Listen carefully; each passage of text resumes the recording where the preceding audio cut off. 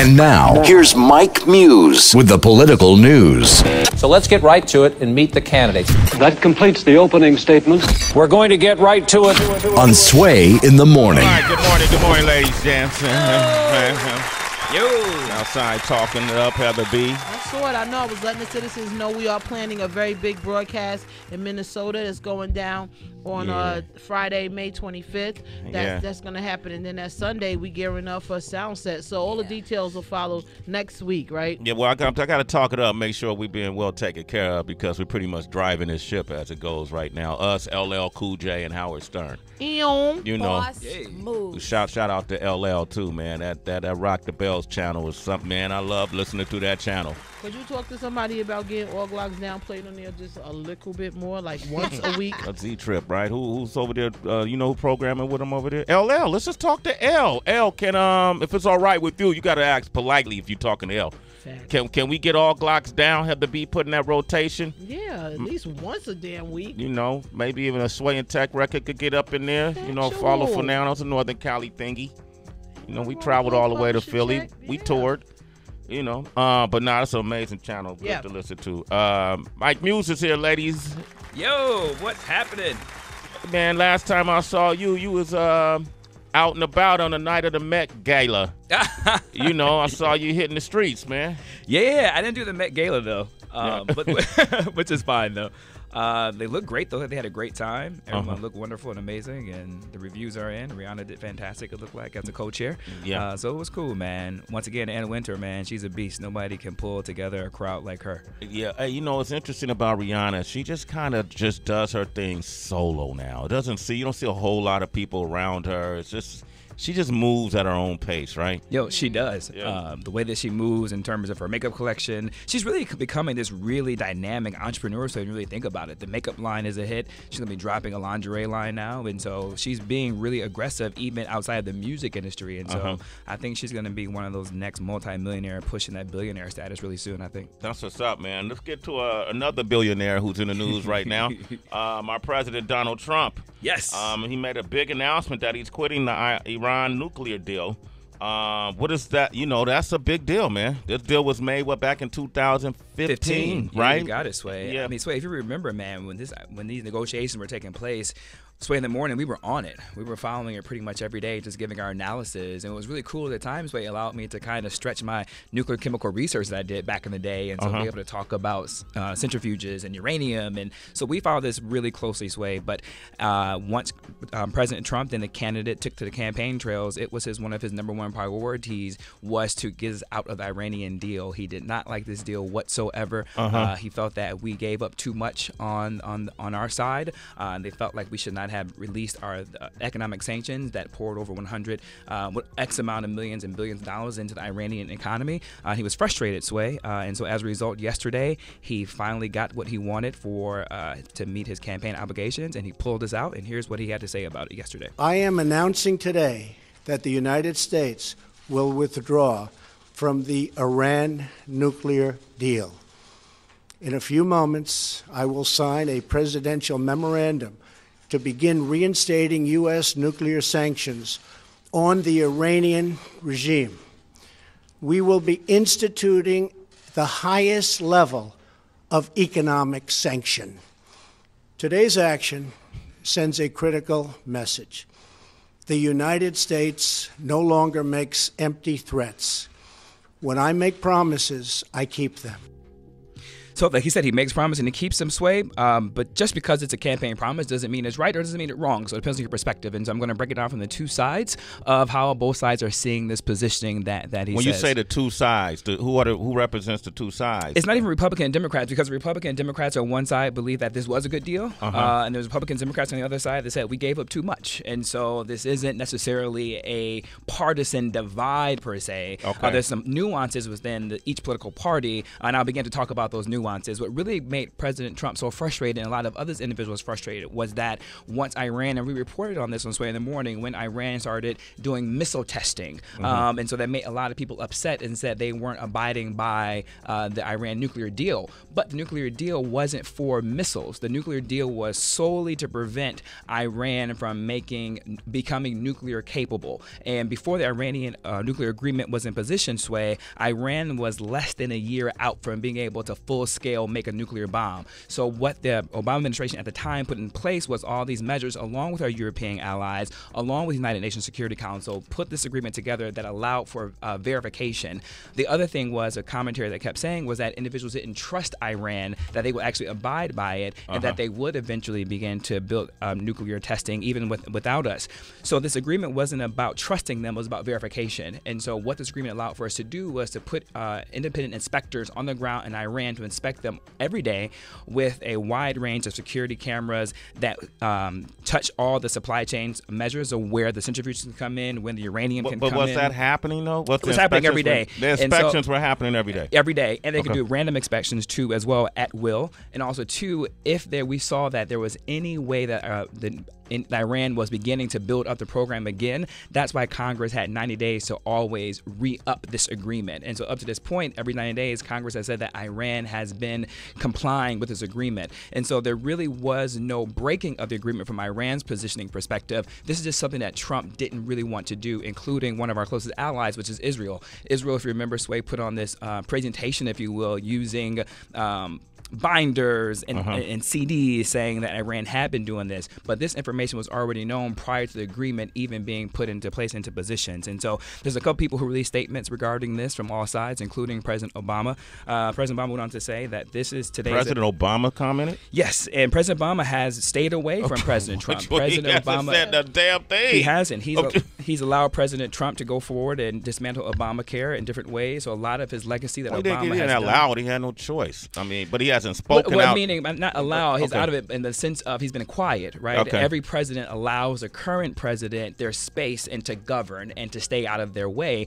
But it seemed like what President Trump is doing is that anything that Obama did, he wants to undo. And so President Obama, this is one of his signature legislations, along with Senator Kerry, it took them, Sway, 2 years to implement sanctions to get Iran to come to the table. And then it took almost another 2 years just to get the negotiation agreement to come forward and come place. So this was approximately a 4-year dealings that they had with it. And so President Obama expresses frustration in a statement. He says, quote, walking away from this nuclear agreement turns our back on America's closest allies, and an agreement that our country's leading diplomats, scientists, and intelligence professionals negotiated.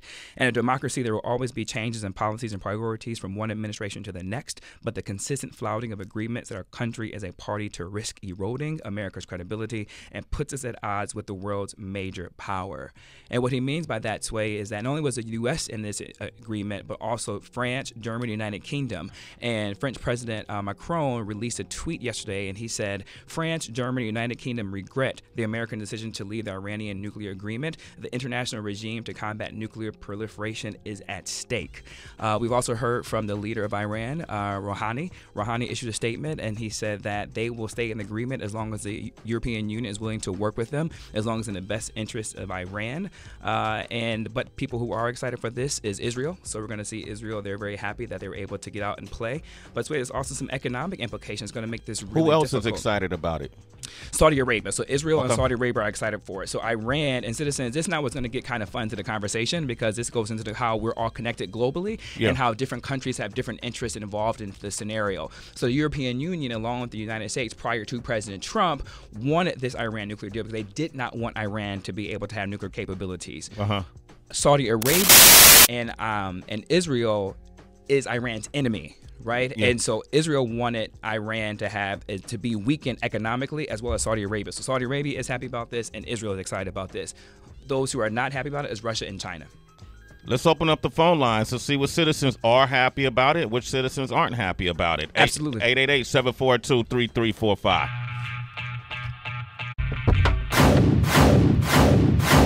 Now more of the daily news on Sway in the Morning. I am announcing today that the United States will withdraw from the Iran nuclear deal. All right. That was President Trump. He made this announcement yesterday. The United States are pulling out the Iran nuclear deal, but our allies, France, Germany, United Kingdom, European Union, and European Union are all going to remain in this deal. And Iran said they will honor the deal as well and work with the EU, the EU, as long as they stay in there. And also, too, Russia is in on the deal as well, and Okay. China is on the deal. And Sway, this was sanctioned too within the United Nations Security Council. Okay, Jim is in St. Louis. It's Jim, y'all. Jim, What up, Jim? Jim, what up, baby? What's up, Sway, and everyone up there? Big fans of y'all. Thank you, bro. What do you think about the president's decision to pull out of this deal? I mean, I support it because mainly, based upon everything before President Obama was trying to get it pushed through, it wasn't going to pass with Congress. I mean, am I right there? No, you're absolutely right. The reason why I didn't get into a treaty is because President Obama could not get it passed through Congress. So that's why he went to get his multilateral agreements with the EU, with Russia and China to sign off on it. But what Congress did approve of this deal was to be able to renew this agreement every 90 days as long as Iran was compliant. And so Congress also received the reports of it. And so Congress had the ability to override if President Trump was to not sign off on the agreement being compliant. Congress had the right to override that if they wanted to. Okay, go ahead. So Jim, you agree with it? You feel like we should have no parts in it? Personally, here's what I think is going to happen. Hate the guy or not, or like him, whatever. You can't really knock him on a lot of what he's done so far, especially when it relates to foreign policy. He's getting shit done, in my opinion. And I think most people hate on him just based on emotion and not on what he's done so far. So, I personally don't think he's done a terrible or bad job to date. Mm-hmm. We got the North Korea thing going on. The 3 people just got released today? Wasn't that just announced or something? Breaking news just came through across my text. Yeah, he's doing shit that no one has ever been done to do before, and people still want to just fucking stomp on his head. I'm like, let the guy do his job and see how he does. Okay, that's fair enough, Jim. All right, thank you for your. Hey, Jim, check this out. You're a citizen. In the morning. All right. All right, Jim. Appreciate that perspective. Let's go with KC in Miami. KC, what up? It's KC. Hey, what up, y'all? Good morning. Well, Thank y'all for what you do. I bump with y'all every single morning. That's it. Is this KC with the Sunshine Band? No, I wish, Different man. KC. I had a lot of money. What are your thoughts on this? So I'm kind of on the fence. So if we're going to talk about it real, I agreed with the deal right now, not breaking it, because it kind of kept us safer. But the way that deal was structured, in 5 and 10 years, Iran was going to have all the capabilities that they want. And that kind of makes us not safe in the future. So, though I'll be the first to say I don't agree with everything that Trump does and everything that especially comes out of his mouth, but I feel like this was a move that made us safer into the future and not so much concerned about today. Now, the real thing for me is to see if he can somehow finesse them into a new deal that actually benefits everybody involved. I don't know what y'all think about that. What do you think about that? Is that a possibility to change or amend the deal, Mike? So I'm going to try and tie in both questions into it. So the agreement was in place, so Iran did not break the deal, right? And so it's a situation where, and right or wrong is however people choose to perceive it, but Trump broke this deal essentially for no valid reason, if you will, right? So what, as a result, is going to cause confusion in the marketplace, is going to cause confusion within the EU, because if European Union decides to stay in their sway, and really quickly, the European Union is the third largest trading partner within Iran. Germany exports 2.6 billion euros annually to Iran. Half of the cars that are sold in Iran are made by French manufacturers. British Airways now has direct flights, and economics are tied to it too as well. Lufthansa Airlines also has economic value into this as well. So if Russia, China, and the European Union does decide to stay in there, we pull out, we put extra economic sanctions on them, then that causes the financial institutions around the world to have inabilities to transfer currency because we all share the type of same banking system. So then how do you do currency? How do you do conversions? How do you untangle this web that I just released in terms of economics economic case. He has his right to pull out as well, but now there's going to be disruption and chaos and consequences as a result of this pulling out. That's just from economic position. But then the safety within the Middle East now is also at question. And so to pull up what this caller just mentioned in terms of that, he's alluding to the sunset clause. So the sunset clause, this clause expires in 2030. So 2030, this sunset clause expires. But up to that point, the EU, Russia, China, United States had more of a leveraging power for negotiations to be able to extend this even further, right? So that is what is at play. Now what's going to happen is now essentially, if the European Union pulls out, Russia, China, hypothetically, we're out of this. To restart this all over again, Iran will have to agree to this all over again. This process took 2 years at the time, and at this current time, Iran isn't sitting on this economic brink. The other caller mentioned North Korea. North Korea now they completed their goal. Their goal was to actually make nuclear bombs and become a nuclear threat in order to get a sitting United States president, any sitting United States president, to be able to sit down to the table to do that. They achieved their goal, but they achieved their goal by being economically suppressed. Their economy was on the brink. Iran, on the other hand, Sway, did not have any nuclear weapons whatsoever, and as it stands right now, Iran's economy is doing fine. And so if Iran has Russia, if Iran has China, and if Iran has the EU, what is going to be one of the implications for them to start over and then to allow the U.S. their own separate side negotiators might not and be inspectors to be able to get in. They and may so not be interested. President Trump did this, but we don't. There is no other. He hasn't released what Plan B looks like, and we don't know what Plan B looks like because now they're moving on to North Korea. So now that we don't know what's going to happen with Iran. But his reasons for doing this, he has said he thought it was the worst deal ever made. He thought it was the worst deal ever made, Sway, but there's two sides to look at this. When he was actually on the campaign, his campaign position evolved. He began to start off by saying, look, the horse is already out of the stable. We've already released economic sanctions. They already have the money. Now we have to approve upon it. We talked about this too once in the morning a couple of weeks ago when Macron came over here to the United States. Macron said, listen, is it the best deal? Everyone around would say it's not a perfect deal, but now let's build upon this. Now that Iran has allowed us to inspect them every day, now they have allowed security cameras in every day, let's build upon that and see how much more can we get as a result of that. So even the EU wanted to go further with it, but Trump just wasn't interested in going any further. He just wants to just start over from zero. Well, let's see. I mean, KC, we got to see what maybe he has a plan. Maybe he's working on something. We don't know. But I got one question. Yeah. Are we allowed to go in every day, or I thought we had to give 72-hour heads up to go in and inspect the facility? Thank you for that correction. It is 72 hours. I did say every day, but with an increased amount of frequency on a weekly basis, we are allowed to go in there, and then we are also allowed to do on-spot inspection if we see there's been some disruption that we didn't like. KC, man, KC, I rock with you, KC. You up on it, man. Thank y'all. Man. Thank you guys for what you do. Thank you, bro. You're a citizen, man. Sway in the morning. Interesting conversation. We'll keep it going, man. Let's keep it going online, Mike Muse. This seemed to kind of overpower where we were going to go. We had some other stories we wanted to hit. No, but this is a really important story, and it's a very complicated story because there is the Middle East involved. There is a sectarian state involved between Iran and Saudi Arabia. There is domestic and economic implications to this. So it's a very complicated story to unpack. So citizens, please feel free to hit me up at I am Mike Muse, MUSNSAME on Twitter and on Instagram. All right, and then just in breaking news, one of the callers just brought this up. Mike Muse, I want to hand this over to you. I know you can do this. There it is, Mike Muse. Here it is. Ready? Yes, President Donald Trump announced Wednesday that 3 Americans held in North Korea have been released and are on their way back home. Okay. Any more information on that? Sure. I'm reading it as we go along. It was just handed to me, citizen. Well, you got an engineering degree.